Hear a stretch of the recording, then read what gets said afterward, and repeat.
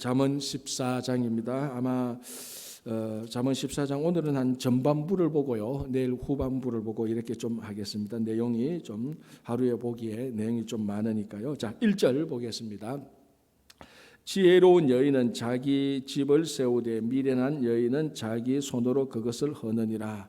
이 잠언 전체에 흐르는 전체 주제는 지혜죠. 뭐라 그래도 지혜죠. 그럼 그 지혜가 뭐냐? 우리가 여호와를 경외하는 것이고, 또 우리 일상적인 삶 속에서 뭐 마음을 지키는 것이고, 말을 잘하는 것이고, 그리고 부지런한 것이고, 근면한 것이고, 미련하지 않는 것이고, 이런 것들을 지금 저희들이 계속해서 얘기하고 있습니다.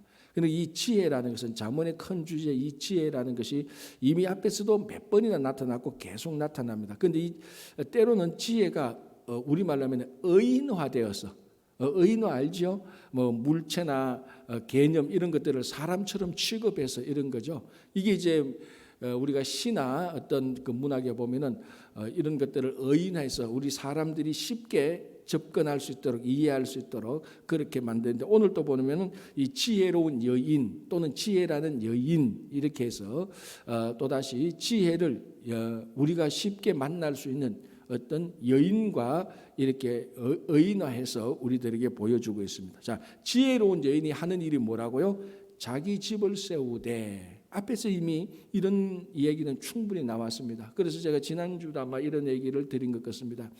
한 집안에 여인 한 사람, 여자 한 사람 잘 들어오면은 그 집안이 망했던 집안도 살아날 수 있고, 흥하고 있는 집안에 미련한 여인이 들어오면 그 집안을 망칠 수도 있다. 이런 거는 우리나라 역사뿐만 아니라 세계 역사에서도 널리 있어왔던 것입니다. 그러니까 가만히 보면은 이 집을 세운다. 여기서 집은 하우스가 아닙니다. 홈 또는 패밀리.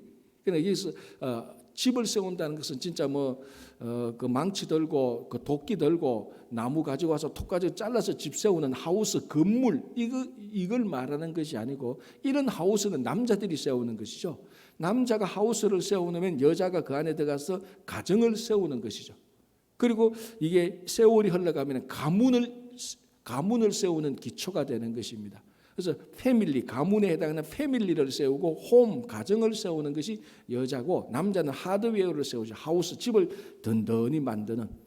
그런데 무엇이 더 중요합니까? 하우스보다는 홈이 더 중요하죠. 집보다는 가정이 훨씬 더 중요합니다. 그 가정 또는 우리가 이걸 쫙 펼치면 가문, 이것을 누가 세우느냐? 여자가 세운다는 것입니다. 그런데 우리 이제 모든 나라의 역사가 그렇지만 우리나라의 역사도 보면은 다 그 시대 역사는 다 가부장적 다 국가였고 가부장적 공동체였습니다. 그죠? 그거는 유럽도 그렇고 우리나라도 그렇고 지금도 수없이 많은 국가의 가부장적 이 공동체가 너무너무 많습니다. 자, 이 잠언이 쓰여졌을 때, 솔로몬이 잠언을 쓸 때 그 나라는 당연히 이 가부장 사회죠. 그러니까 족보나 이런 것들을 보면 여자 이름이 없습니다. 있다 해도 아주 특이하게 나타나죠. 그런데 사실은 지금 개념으로 가만히 보면은 이 족보라는 것이 패밀리를 세우고 가문을 세우고, 그 가문을 세울 때 그 당대의 하우스가 아닌 집, 가정을 세움으로 말미암아, 그러니까 가정을 세워서 가문이 이어지는데, 집을 세워서 하우스를 세워서 가문이 이어지는 게 아니고 가정 홈을 계속해서 그 시대마다 세워서 패밀리를 만들어내는데, 족보에 여자 이름이 없었다는 것은 사실은 지금의 눈으로 볼 때는 참 그 시대가 이 여성을 무시했고 여성이 하는 일을 감추었고 여성이 하는 일을 중요시 안 했다라는 것입니다. 그런데 그 시대에, 솔로몬 시대에 오늘 말합니다. 집을 세우는 것은 남자가 아니다, 지혜로운 여인이다, 이렇게 말을 하고 있습니다. 그러니까 이 잠언이 지금 읽어봐도 우리말로 하면 지금 읽어봐도 훨씬 앞서간 부분이 많은데, 솔로몬 시대 때 이런 글을 썼다는 것은 이 앞서간 정도가 아니고 너무너무 진짜 미래 성전적인 선지자적인 어떤 말씀이 우리한테 있는 것입니다. 오늘날도 똑같습니다. 가정을 세우고 패밀리를 세우는 것은 사실은요, 안 보이는, 남자 눈에 안 보이는, 그 시대에 안 보이는 여성들의 손길과 여성들의 그 섬세함과 다독거림으로 인하여서 가정과 패밀리가 든든한 것이, 그렇지 않으면 다 무너질 수밖에 없습니다. 그걸 지금 이렇게 말하고 있죠. 자, 여러분 아비가일이 어떤 여인인 줄 알죠? 아비가일의 원래 남편 이름이 뭐였죠? 나발이었죠. 나발. 어감도 안 좋아요. 나발, 그죠? 근데 이 나발이 어리석다는 말입니다. 잘 알잖아요. 나발이 원래 거부였습니다. 엄청난 거부였는데 그때 다윗이 한참 쫓기는 형편에 있었지 않습니까? 자기 군사들 데리고 이곳저곳 하는데 마온 항무지 그쪽에 이제 그 지역에 나발이 살고 있는데 그 당시는 이 양을 기르면은 뭐 산적들도 오고 그러니까 목자가 양을 아무리 쳐도 도적들이 오고 하면 목자가 다 감당하지 못합니다. 그래서 다윗이 자기 군사들과 함께 나발의 그 양치기, 그 나발의 양치는 것을 많이 도와줬습니다. 그런데 이제 양을 다 치고 양이 크고 하면 양털 깎는 날이 있습니다. 이게 농사를 짓다면 추수감사하는 날하고 똑같습니다. 양털 깎는 날은 추수감사제라고 똑같은 날입니다. 그때는 추수를 많이 수확해서 동네 사람 불러서 잔치하고 막 이렇게 하는 날인데요. 양털 깎는 날이 되어서 다윗이 어떻게 합니까? 자기 군사를 보내서 우리가 지금까지 너희를 이만큼 도와줬으니까 야 우리 형편을 보라. 우리가 광야에서 이렇게 사는데 먹을 양식을 좀 달라. 이렇게 신하를 보냈는데 그 군사를 보냈는데 나발이 어떻게 합니까? 이 온 군사를 아주 무시하죠. 그 무시하는 내용 중에 뭐가 있습니까? 다윗이 보냈다고? 다윗이 누구야? 우리 말하면 뭐 다윗이 사탕 이름이야? 이런 식으로 아주 조롱하고 멸시하고 보내버렸습니다. 그래서 어떻게 합니까? 다윗이 우리 말로 열받은 거예요. 아니 우리가 얼마나 수고해서 저렇게 잘 도와줘서 저렇게 오늘 양털 깎는 저런 좋은 일인데 우리가 지금 어렵고 힘든 가운데 가서 우리가 뭐 아무것도 안 도와주고 가서 달라고 한 것도 아니고 사실은 어떻게 봐도 우리가 정당한 이 도움을 달라고 말했는데 우리를 무시했다 해서 다윗이 군사 400명을 무장시켜 놓고 나발 집안을 다 죽이려고 막 오고 있는 중입니다. 이걸 누가 들었습니까? 아비가일이 들었잖아요. 나발이 아니라 아비가일이 듣고 보니까 큰일 난 거예요. 야 이거 우리 집안 망하겠다. 그래서 아비가일이 부랴부랴 음식을 챙겼는데요. 이 사무엘상 25장에 나오거든요. 음식을 떡 200덩이, 포도주 2가죽 부대, 요리한 양 5마리, 볶은 곡식 5세야, 금포도 100송이, 무화과 뭉치 200개를 가지고 다윗 앞에 갑니다. 이 아비가일이 통도 커요. 그냥 뭐 양손에 어느 정도 들고 간 게 아니고 야 어느 정도 쳐들어오더냐 400명이 온다고 합니다. 최소한 오늘 한 끼는 그래도 우리가 대접을 해야 되겠다 해서 빨리 자기 하인들을 시켜서 음식을 준비해가지고 다윗 앞에 나가잖아요. 그래서 아비가일이 무릎 꿇고 경배하면서 뭐라고 말합니까? 한마디로 말하면은 다윗이여 당신은 이 나라의 왕이 될 사람입니다. 근데 왕이 될 사람이 우리 남편이 이것 좀 잘못했다고 해서 피를 흘려서 되겠습니까? 그러면은 당신이 나중에 왕이 되어서도 이거 큰 수치로 남을 겁니다. 그래 우리 남편 나발이 100번, 10,000번, 10,000번 잘못했습니다. 나를 봐서라도 지금 여기서 이 음식을 그냥 가져가시고 한 번만 참아주세요. 한 번만. 다윗이 그래서 분노를 가라앉히게 되고 그걸 가지고 가서 그 다윗하고 그 나발 간의 전쟁이 엮게 되는 겁니다. 자, 여러분 이 아비가일이 2가문을 살렸어요. 2가문을. 첫째 가문은 나발 가문을 살리죠. 자기 있었던 가문. 그리고 난 다음에 한 열흘 뒤에 어떻게 합니까? 하나님이 나발을 쳐서 그냥 죽여버려요. 아무도 안 죽여. 하나님께서 그냥 나발 이런 사람을 심판해 버린다. 그리고 나중에 아비가일은 다윗의 아내가 됩니다. 가만히 보면은 이 아비가일이 지금 중재를 했기 때문에 나발의 가문도 가문이지만은 진짜는 다윗 가문을 살린 거하고 마찬가지예요. 다윗이 이때 400명을 데려가서 나발 가문을 다 피를 흘렸다 한번 상상해 보십시오. 그러면 다윗이 굉장히 지금 모든 백성들한테 다윗이 지금 많은 백성들한테 다윗이 인기를 얻고 있는데 지금 이런 문제 때문에 한 패밀리를 피를 다 흘려서 죽였다. 제일 손해 보는 것은 나발이 아니고 다윗이에요. 그걸 중간에 아비가일이 가서 말려서 다윗으로 하여금 화를 그러니까 누구를 때리고 해서 잘 돌려서 보내서 결국 다윗이 왕이 되는데 방해물을 없애고 다윗 집안이 일어나게 되는 겁니다. 결국. 자, 이 시대에 위대한 대장부나 위대한 영웅이나 위대한 정치가도 분명히 필요합니다. 여러분 한번 생각해 보세요. 위대한 정치가나 위대한 영웅들 옆에 이런 지혜로운 여인이 없다면요, 삐걱삐걱 갈등 마찰 다 부서지고 무너집니다. 그러니까 이 지혜로운 여인이 굉장히 중요한 역할은 사람과 사람과의 관계, 일과 일 사이, 일이 일어가는 이런 모든 사이에 지혜로운 여인의 처신이 들어가서 윤활유 역할을 합니다. 이 윤활유가 있어야 잘 돌아가지. 아무리 좋은 엔진이 있고 아무리 좋은 차가 있어도 윤활유 없으면 차 스탑이에요. 차 금방 가다가 다 그 부품 다 무너집니다. 자, 오늘 이 다윗과 나발 사이에 아비가일이 들어가서 윤활유를 해서 이 두 가문이 살았지. 만약에 가만히 놔두면 두 가문의 정면으로 부닥쳐서 이 나발 가문은 죽습니다. 지금 그 400명 그 무장한 군사에 의해서.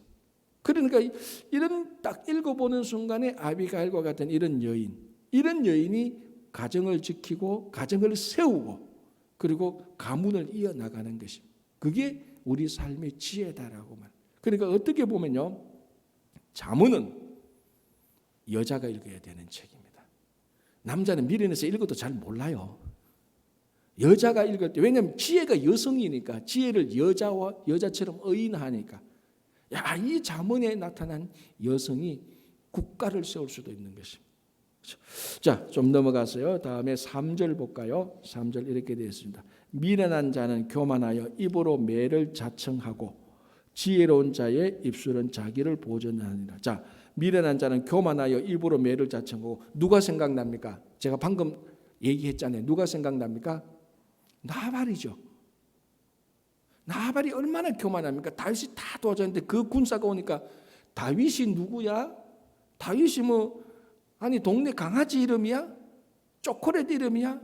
말을 막 합니다. 그 마음속에는 뭡니까? 교만함이 있는 거죠. 다윗 아주 광야에서 저 몇백 명 데리고 오고 가는, 우리말로 하면은 홈리스 노숙자 대장 아니야.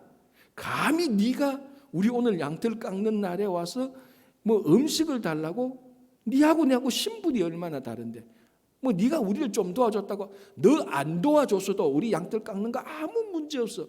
이런 교만이 있었다. 그래서 굉장히 모욕을 합니다. 자, 뭡니까? 미련한 자는 교만하여 입으로 매를 자청합니다. 그래서 다윗이 400명 데리고 오는 거죠. 이 똑같은 얘기가 어떻게 보면. 여러분, 그 사람이 말하는 것만 봐도 미련한지, 교만한지, 어리석은지, 진실한지, 신실한지, 겸손한지 8 내지 90%는 한순간에 알 수 있습니다. 한순간에 알 수 있어요. 물론 거짓으로 겸손하고 친절한 말을 할 수 있습니다. 속일 수도 있습니다. 그거는 처음에 만나서는 알 수가 없죠. 그러나 2번, 3번만 만나보면은 이 사람이 말은 저렇게 하는데 속은 다르구나. 말은 교만한데 말은 저렇게 터프하는데 속은 또 참 겸손하구나. 그런 경우도 있고요. 말은 굉장히 젠틀한데 속에는 엄중한 계획이 있구나. 몇 번 말의 뉘앙스나 말투나 거기에 다 드러납니다. 왜? 말이라는 것이 속에 게 나오니까요. 그러니까 미련한 자는 교만하여 입으로 매를 자청한다. 이 나발 같은 경우하고 똑같은 거죠. 자, 4절 볼게요. 소가 없으면 구유는 깨끗하려니와 소의 힘으로 얻는 것이 많으니라. 자, 이것도 근면성실한 근면성실에 대한 그 주제입니다. 소가 없으면 구유는 깨끗합니다. 그죠? 사실은 소가 없으면 구유 자체가 필요 없어요. 소가 없는데 무슨 구유가 필요하겠습니까? 그런데 소는 구유가 있기 때문에 필요한 겁니다. 그런데 사람이 소가 있기 때문에 구유 더럽다고 소를 쫓아내면 어떡합니까? 안 되잖아요. 목적은 구유가 아니고 소잖아요. 그래서 이 구유가 자꾸 더러워진다고 해서 소 보고 야, 너 가만히 있어 그러면 소는 아무 일도 안 합니다. 아무 일도 안 하면 수익이 없는 거죠. 그래서 4절에 소가 없으면 구유는 깨끗하지만 소의 힘으로 얻는 것이 많다. 그러니까 소가 활동을 하면은 구유는 반드시 더러워지도록 되어져 있습니다. 아무 일 안 하면 먼지가 안 나죠. 그러나 사람이 일어서서 움직이는 순간 먼지가 생깁니다. 그래서 야, 먼지 생긴다, 앉아 있어. 그러면 가만히 앉아 있으면 아무 일도 아무 유익도 없습니다. 그러니까 어떤 가정이나 공동체, 교회 공동체 특별히 여러분, 교회 공동체는요, 그 교회가 그 교회의 신앙으로 견딜 수 있는 문제가 있는 것은 문제가 아닙니다. 왜냐하면 여러분, 공동체라는 것은 공동체에서 사역을 하면은 먼지가 나게 되어 있습니다. 소가 활동을 하면은 구유가 더러워지죠. 공동체가 사역을 하면은 그 사역으로 인하여서 의견이 달라질 수가 있고, 의견이 달라지는 것은 사람이 부족해서 잘 핸들링 못하면 갈등이 생길 수가 있습니다. 그게 정상이고 그게 어떻게 보면은 건강한 공동체예요. 야, 이 교회는 문제가 하나도 없어. 그게 문제예요. 야, 이 교회는 어느 정도 문제가 있구나. 그런데 그 문제를 보니까 이 교회 교인들이, 이 교회 이 교회 성도들이 저 정도 문제는 기도하면서 서로 사랑하고 말씀으로 극복할 수 있는 문제구나.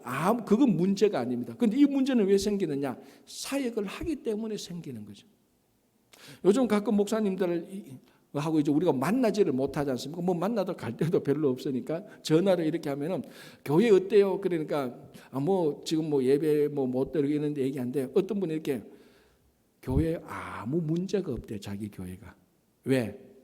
안 모여서 사역을 안 하니까 아무 문제가 없대. 그게 제일 큰 문제라는 거죠.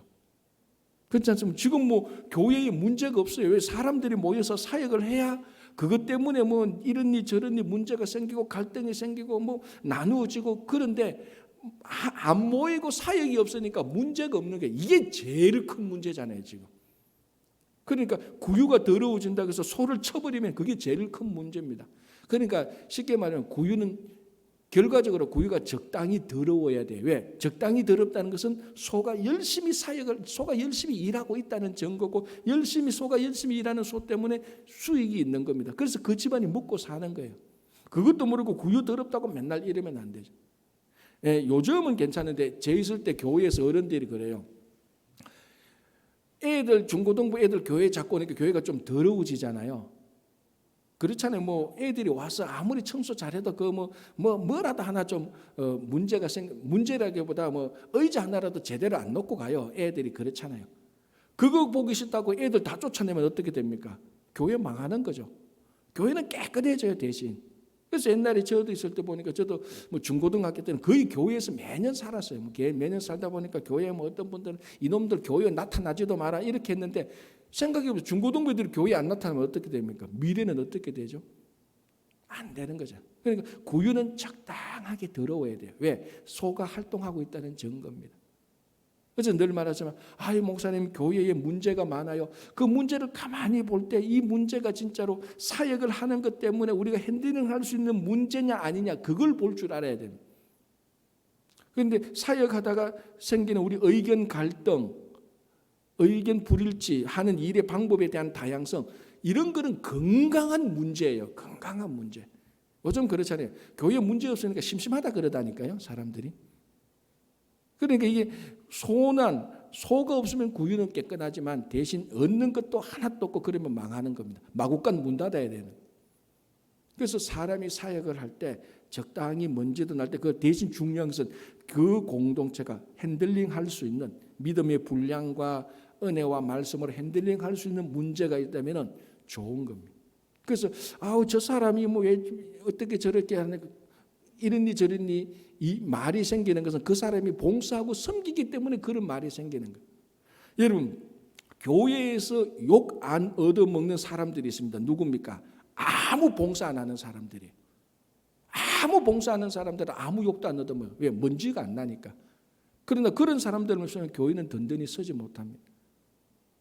그래서 여러분 가만히 한번 생각해보세요. 내가 누구 때문에 이런 갈등과 문제가 생기는데, 그 문제와 갈등이 생긴 이유는 딱 하나입니다. 서로 교회를 위해서 주님을 위해서 사역을 하다 보니까 우리가 연락해서 안 맞아서 의견이 달라서 문제가 생겨요. 이거는 좋은 거예요. 그걸 잘 극복하면 참 좋은 겁니다.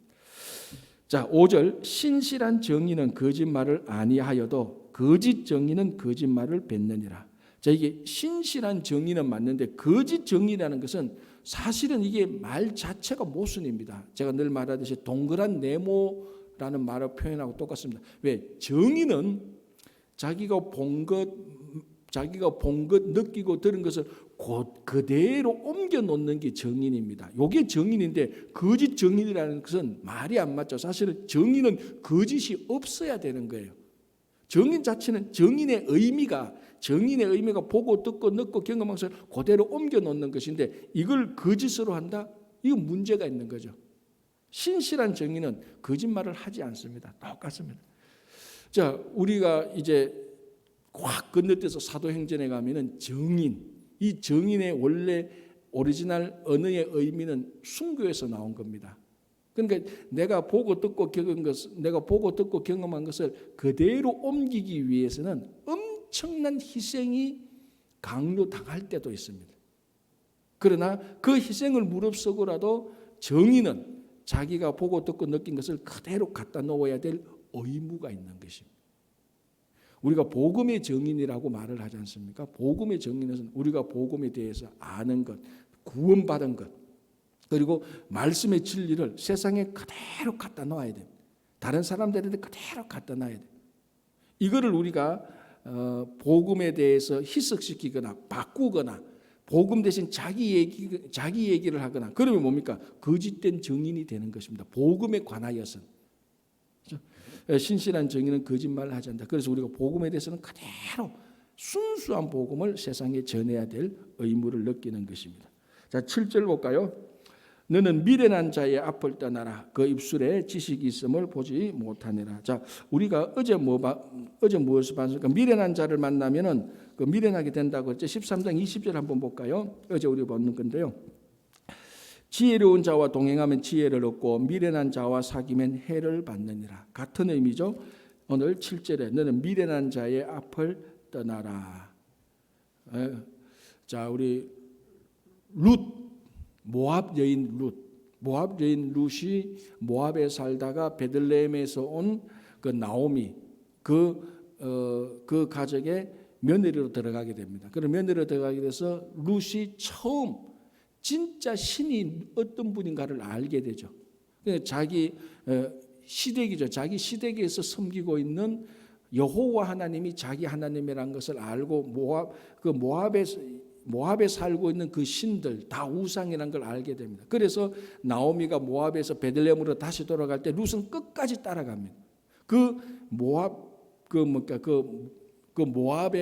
모압 땅을 벗어나는 거죠. 그때 나오미가 그 가는 중간에 나오미가 끝까지 룻 너는 우리 베들레헴에 가면은 너 인생이 참 비참해질 거다. 너 이방 여인이고 넌 남편도 없고 나도 남편도 없고 나도 가봤자 나도 베들레헴 가봤자 내 몸 하나 뭐 잘 간수하기도 어려운데 너까지 오면은 우리 둘 다 어렵고 너는 앞으로 어려워질 거다. 그때 룻이 뭐라고 말합니까? 하나님의 어머니의 하나님이 내 하나님이고 그 신앙 고백을 하지 않습니까? 그래서 이 자기가 살던 모압에는 전부 다 우상 섬기는 사람들밖에 없습니다.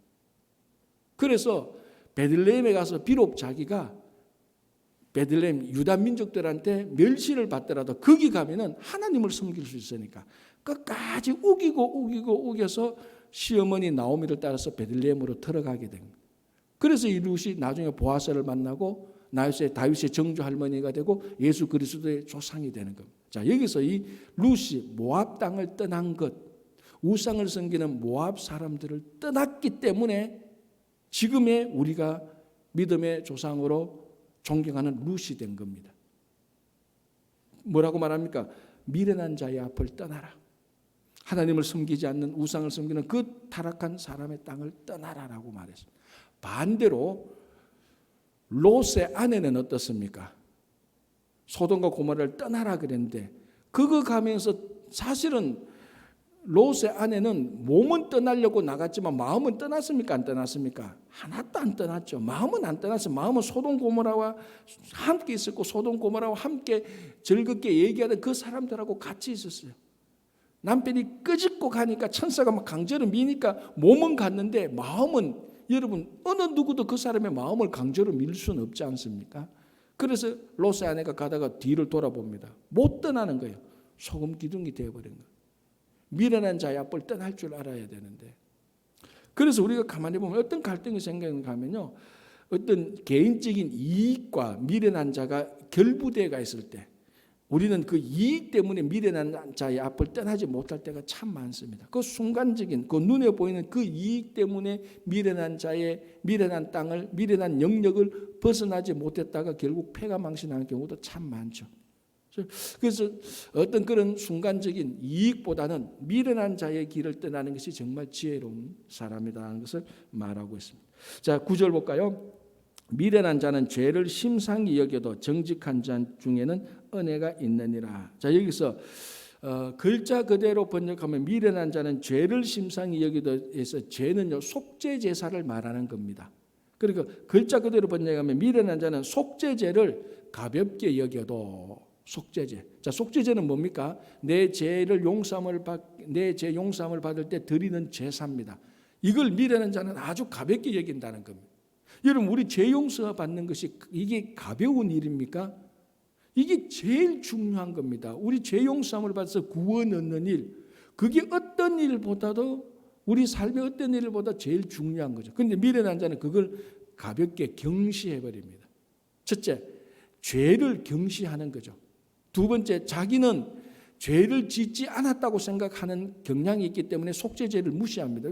왜냐하면 속죄제는 죄를 용서받는 그 제사니까. 나는 지은 죄가 없는데 내가 왜 속죄제를 드려야 돼? 이런 케이스. 두 번째는 아예 죄 자체를 관심을 두지 않습니다. 자, 여러분, 요즘 현대사회, 이제 현대가 아니죠. 완전 포스트 모던 이런 시대인데, 이런 시대에 죄라는 말은 굉장히 아웃 오브 데이트.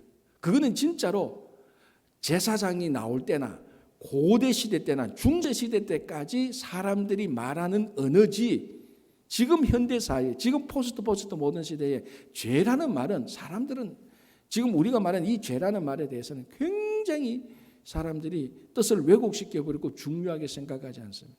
그래서 우리 미국 교육의 가치가 뭡니까? 개인적으로 행복한 사람을 만드는 겁니다. 좀 더 말하면 개인적으로 성공한 사람을 만드는데 초점 있는 게 미국 교육이죠. 그래서 미국 교육은 실용주의적 철학에서 나온 실용주의적 가치관 교육이라고 말합니다. 이 나쁘다는 말은 절대로 아닙니다. 그러나 여기에 허점과 함정이 있습니다. 여러분, 미국이 가르치는 경쟁이 뭡니까? 사회에서 성공하고 출세하고 이런 개인적으로 행복을 누리고 자유를 누리는, 자, 이게 나쁜 거는 아닌데 이런 것들을 성취하기 위해서 진짜 정당하고 양심적이고 이런 방법을 취해서 얻어야 되는 것을 가르치는 이 부분은 상대적으로 약하다는 것입니다. 그래서 성공하기 위해서, 출세하기 위해서, 경쟁에서 이기기 위해서 그런 가치를, 성공, 출세, 승리라는 이런 가치를 얻기 위해서 죄가 많이 들어가는 겁니다. 그래서 그것을 우리가 중요하게 여길 줄 알아야 되는 거예요. 그래서 어리석은 자는 죄를 심상히 여기지만 우리 성도들은 이 사회에서 살아가는 그 가치를 얻기 위해서 죄를 우리는 중요하게 여길 줄 알아야 되는 것입니다. 그게 지혜로운 자다라고 말을 합니다. 그래서 오늘도 오늘 여기까지만 보도록 하겠습니다. 9절까지만 보고 후반부는 내일 보는데요. 정말 우리가 어리석은 자가 되어서 죄를 무시하지 않고 늘 죄에 대해서는 언제나 센시티브하게 반응하고 그 길에서 벗어날 줄 아는 지혜로운 여러분들 되시기를 바랍니다. 기도하겠습니다.